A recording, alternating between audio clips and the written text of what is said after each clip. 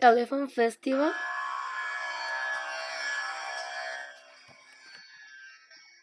It's a traditional festival, historical and religious. It takes place in Jaipur, Rajasthan, India.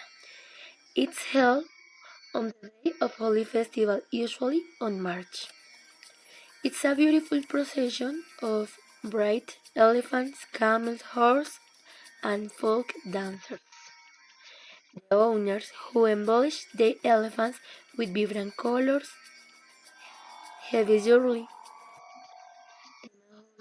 who are now as the Kecharia of the elephants decorate the foreheads of the animals with headplate as well as garnish their bellies tags with gold, silver, and rings. The events that take place during the festival include elephant polo, elephant race, the tug of war between elephants and 19 men and women.